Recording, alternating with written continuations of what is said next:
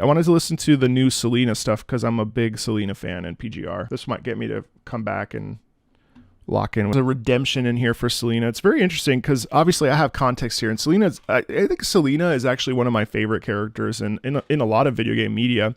And I know people are like, how do you like her more than, you know, some other characters from other major games? But Selena's suffering in PGR is fascinating to me because she suffers so much. Her story is like deeply heartbreaking. Like seeing what she becomes. How do you like collect yourself and experience all of that awfulness and then somehow come out the other side? I mean, it's like fascinating. So the beginning is actually the homage to Zarastro and the flute. What I really like about this, the accordion is fascinating because it doesn't necessarily fit with this like very classy image, which is kind of interesting. The accordion has kind of a playful sound, you know what I mean? Whereas this feels very, very, very elegant. Really, really good. I mean, it's like incredibly impressive, especially this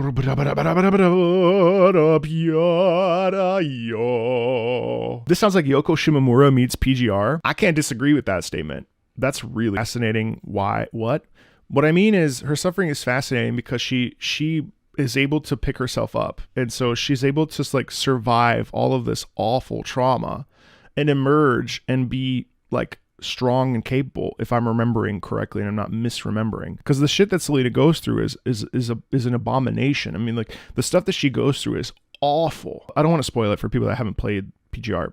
Like the PGR, the Selena stuff is profound. The way that she suffers and emerges despite the, like, I mean, I'll never forget the image. And I don't want to spoil it, so I'm not going to say it, but there's an image. The imagery is so palpable, and I'm pretty sure Gabriel's there. I might be misremembering, chat, but like Gabriel's there, and we see this. I don't want to say it. I don't want to spoil it, but it's powerful.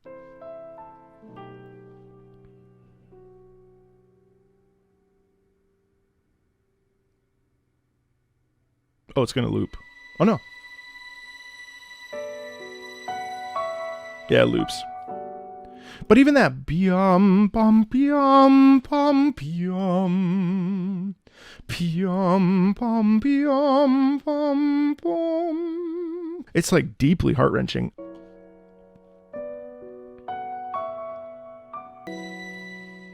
But like even that isn't amazing. There's a little bit of a lift. And there's a kind of like breathlessness in that sound, isn't there? It's a bit like gasping for breath or like catching one's breath, right? And then I think the plucking here is really cool too, because plucking is generally something that we experience with playful music. And yet with this, bum, bum, bum, that's like an awakening. Like coming out of or maybe it connects me to the playfulness, but it's like, this is so elegant and playful. There's a gentle quality in the position of where that is, if that makes sense.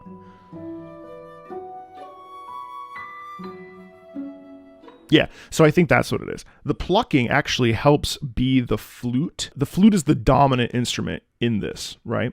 And so the fact that we are letting the flute be the main instrument while using the plucking behind it to lift it is pretty amazing. Because the flute is Selena. I still can't believe I spent $300 on Capriccio, guys. That was a waste of money. I was like, she has a cello as a weapon. I must. Do not do that. If I wasn't a content creator, I would have never found any of this shit. Like, this is interesting to me because there's an air of elegance and there's also an air of sadness, which is really powerful. Anyway, really gorgeous stuff.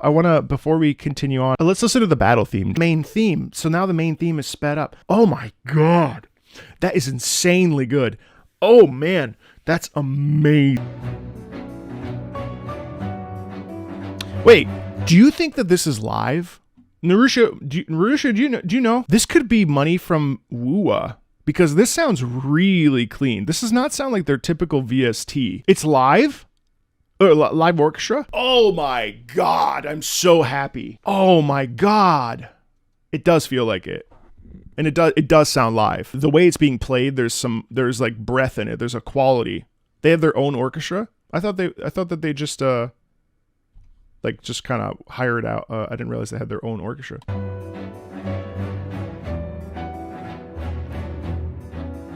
Man, I love this. What a terrific rhythm.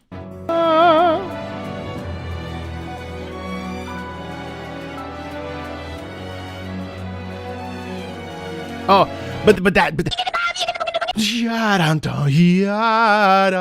so even though we're sliding around, we never lose the sense of legato. Man, what a terrific battle theme. Oh my god.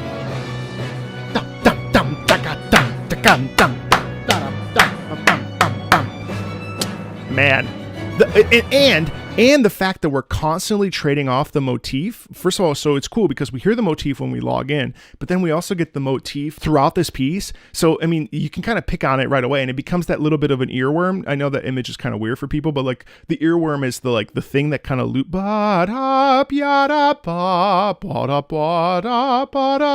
That's the motif. That's the thing. That's actually like, that's good.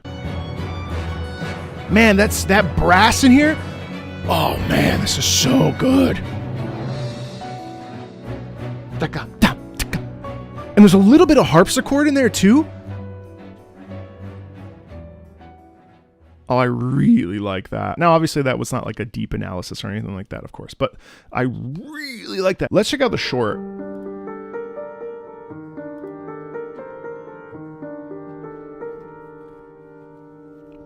You know what? If this is where my $300 went, I don't even feel too bad about it.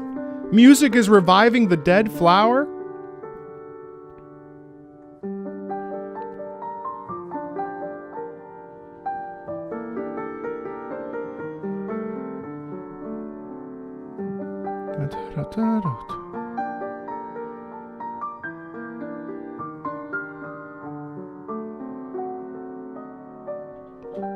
Hold on.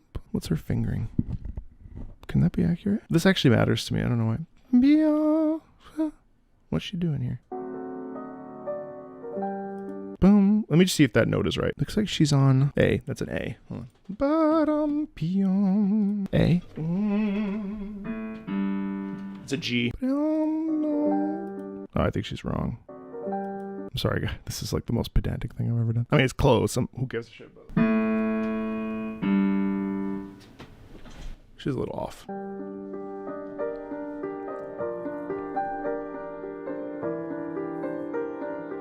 I forgot I can do this. I know, sorry. I forgot I could do this.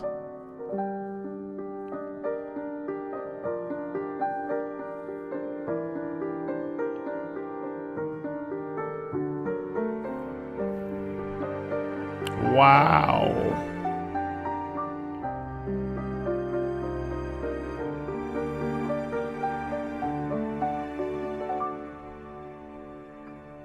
This is incredible.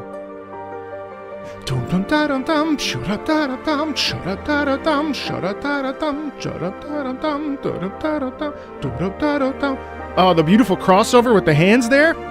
Wonderfully animated. This is that?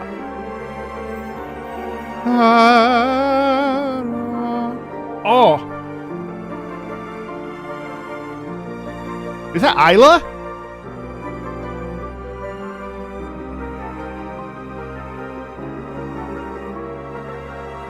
Wow. That's Selena from the past? Oh, okay. I didn't realize she had pink hair. Wow. Wow. Oh my god. Oh my god.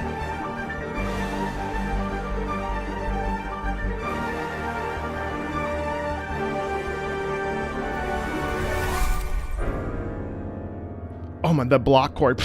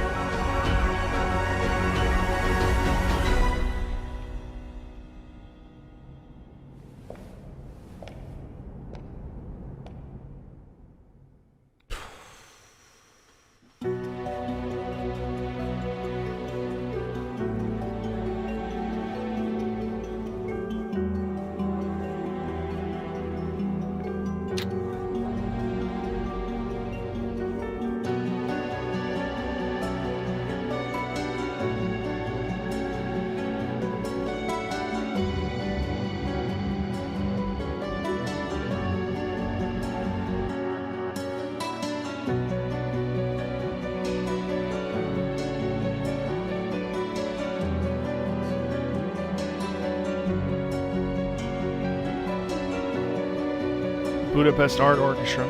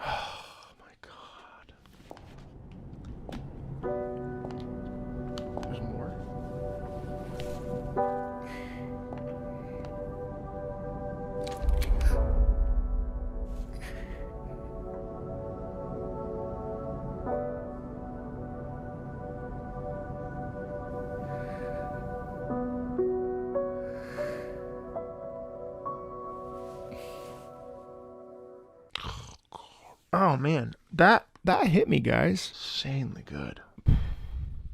Stuff like this, man, it just gets me. You know, I poured my entire being into being a professional singer, studying, and yesterday I did a stream where I gave some horror stories from my opera days, and like, you know, that wound is there.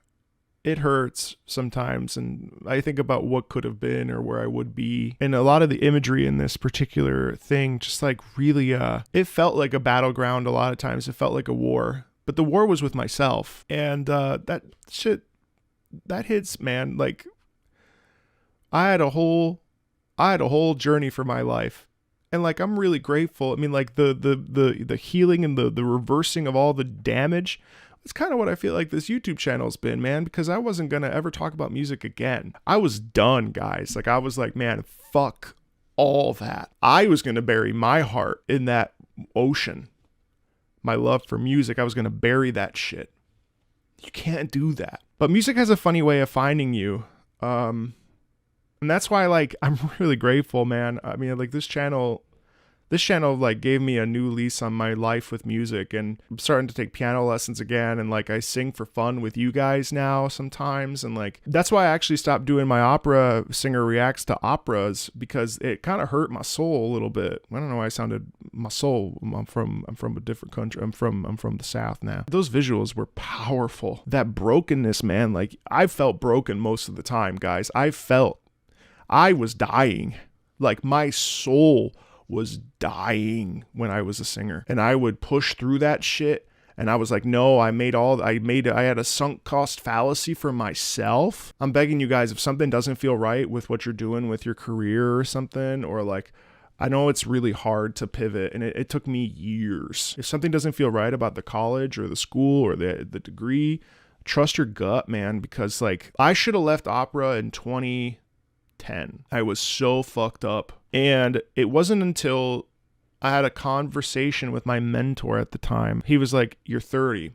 I was in a hotel in Paris, getting ready to go home after doing a gig in Paris, in France, for 7 weeks. And it was like my first international gig. It had been 2 years in the making. When I got it, I was like so thrilled, but my life sort of like started to crumble around me. He was like, better to leave now than when you're 40. And I can't even, honestly, obviously the pandemic happened and stuff, so like that fucked a lot of people in the opera industry and all the industries really, but like there were months where people just had no work, period, and that's awful. It's terrifying to think, like people with families and stuff, and like you can't make a living but I can't even fathom still being an opera singer today. Like the kind of life I'm living now, oh man, I'll take people calling me a hypocrite all day, bro. That fucked me up. Like that like brought me back. And those stains, they stay with you.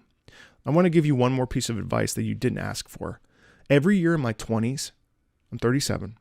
Every year in my 20s, I kept saying next year's my year, because I was always like chasing the carrot. And don't get me wrong, I still chase the YouTube carrot, and I want to make as much money as possible for my future and for my family and this and that and the other, right? That's normal. That's like normal chasing, right? They got to chase something. Whatever it is, chase it. But, you know, chase it with good intention. But every year in my 20s, I was like, next year's my year. Next year I'll get that gig. Next year I'll be this, that, and the other. Do you know that I wasted my 20s? Not wasted, that's a harsh. But if I could go back, Hello, Marco. Happy Saturday. Well, happy Saturday to you. If there's one thing I can tell you, do not waste your 20s. Do not wish for things to be better the next year. I mean, like, depression's terrible. I've been there. It feels really bad. Sometimes that will erode the spirit. So I totally, when I'm saying this, I know it's a blanket statement. So if you're struggling with your own stuff right now and you can't wait for next year, by all means. But if you're just like hungry for work and you're pursuing this, that, and the other, just really take stock of the fact that you only get one of these lives. So try to just hold on to those individual moments as much as you can, because I'm telling you, time goes fast. This day is already going to be over. By the time this stream is done, I got stuff going on. It's going to be 6 o'clock. The day's over. Time is moving quick, guys. Try to enjoy it as much as possible. Be responsible. Try not to waste I really blew past my 20s because I kept wanting it to be better. I kept wanting to be successful. So anyway, that fucked me up. I'm so glad I watched that. And if you're in the pit of despair right now, man, I promise that shit will get better. I've been there. You just got to hold on. I do think life gets better. Let's check out the boss theme, shall we? And I thank you for letting me be open and honest with you. That shit definitely hits, bro. That shit definitely hurts. Be gentle with yourself, man. Oh man, that was incredible. That is genuinely incredible. If this is the future of PGR, don't you use that absolute cinema phrase in here. That was not cinema. You back that shit up. Let's check out the battle theme. And then I do want to get into test out Rocha and do some stuff.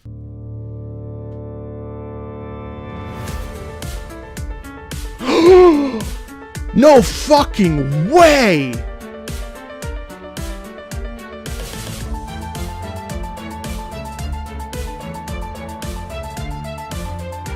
What is this? Wait. What is that? That's Bach. That's is that Toccata? Yeah, you're right. That's fucking incredible. I love this. Do you realize how seismically fucking awesome that is, guys? It's the same thing as the Magic Flute stuff in Wuthering Waves. This is such a big fucking deal. Brandon Lyons here, guys, by the way. The person I mentioned earlier, a Genshin creator that stays out of drama, really is passionate about the game, and is a great person. I owe a lot to Brand. He's a great guy. I consider him a friend. Definitely check out his channel. Definitely subscribe there. Most normal takes about Genshin. Really nice guy. Just a great creator all around. So I really recommend him to you. But this is seismic, guys. This is such a big deal. And I love this. You know why? Because how many of you know that was Bach? Do you see how that's amazing? Do you see, from my perspective as a former professional in the classical space who's had to work towards educating and reaching out to the public? Do you realize how big a deal that is? That is insane. Because that means that this gacha game that wants to steal your money, that a lot of the gaming industry fucking hates and think is a waste of time and terrible and all this other stuff, actually manages to educate you on what music is. Classical music isn't dead. If that's what it takes to get you to then go and listen to the Bach Toccata in D minor, that is a colossal victory. So, people want to shit all over gacha games, and I'm kind of tired of defending the 50-50 and the monetization practices. There are better ways to do it. I understand that it's not from a Western perspective. It's much more popular in Asia or what have you, but this shit is fucking amazing. And it did happen with Moonlight Sonata too, yeah. Also, what...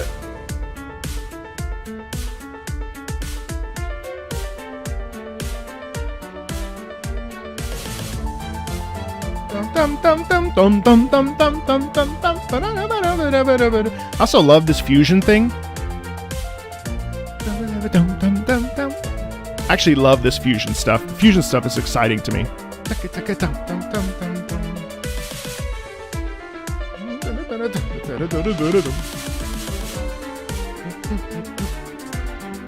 This is really good. It really is a fugue.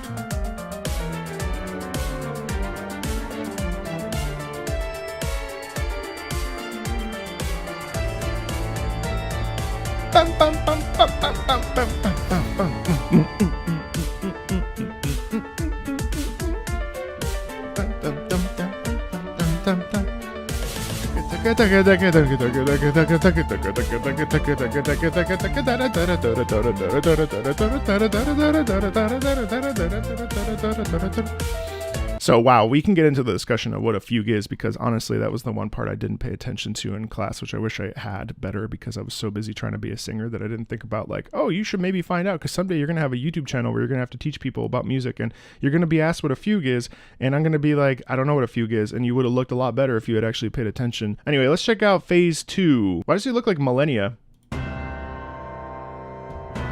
That, come on, that's fucking Millennia.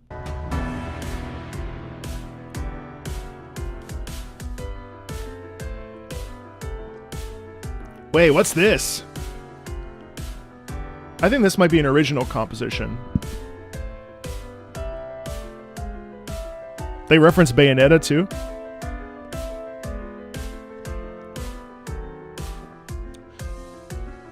Does someone know what that is? That's definitely I think that might be a classical piece as well.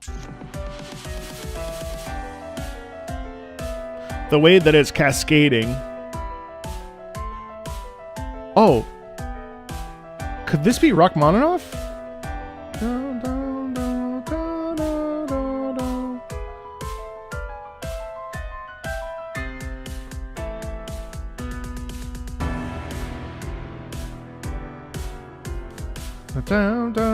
That's definitely a classical piece. Shit. No,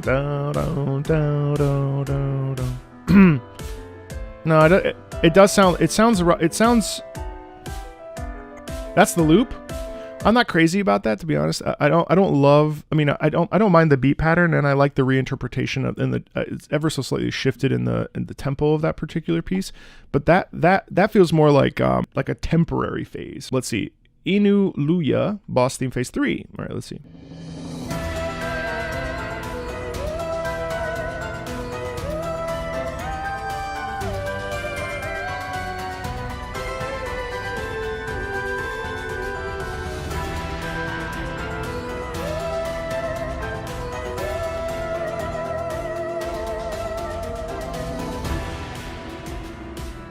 So it's the same thing, but elevated ever so slightly.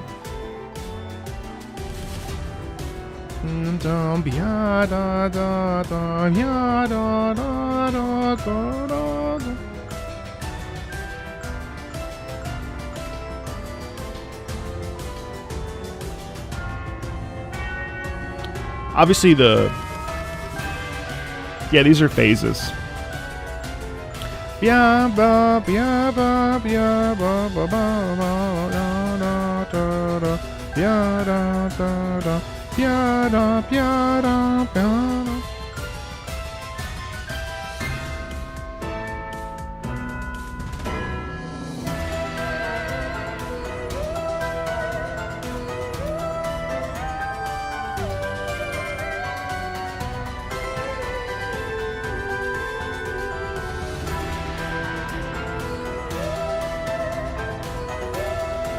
I wasn't crazy about both phase 2 and phase 3. I gotta be honest. I much rather the battle theme.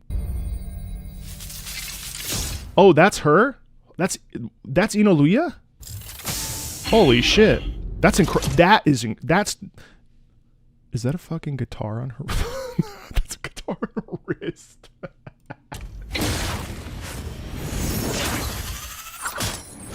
Part of me thinks that's silly. Is that a trombone on her? Yeah, it is. This is kind of funny. Okay, all right. She's got Venom swing. She has Venom's moveset. This feels funny. This feels a little bit campy, but I love this headpiece very much. Oh, this is all musical instruments.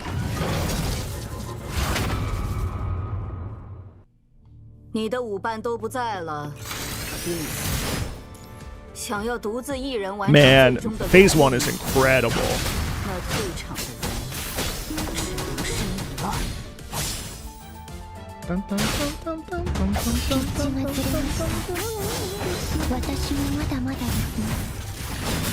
Okay, whatever. Phase 1.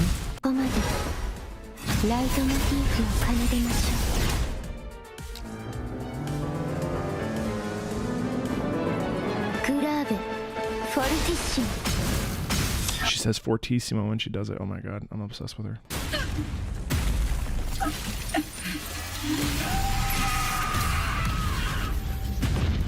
Jesus.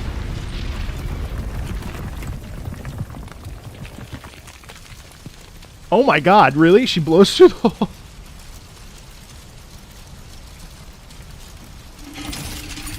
Definitely Arknights Siracusa, yes.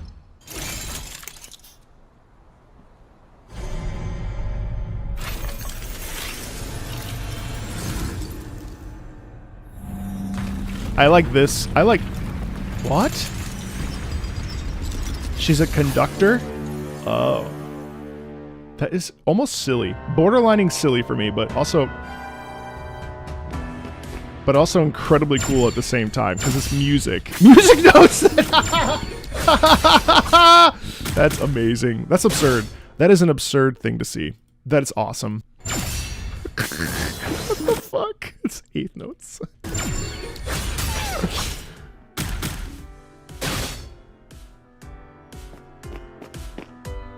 Whoa. Okay. Phase 2, I'm really not crazy about. Like it's fine.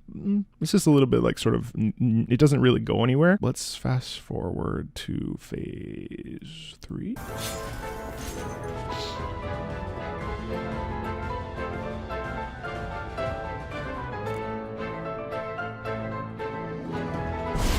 There's a fucking rhythm game within. Dude, this is sick to me. So there's a rhythm game within the boss fight. That's like some Drakengard 3 stuff.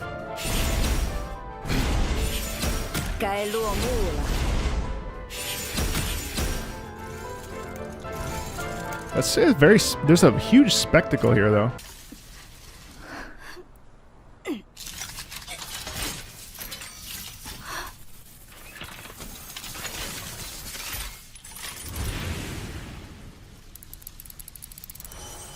It's like almost a marionette. Wow. Petrified, really?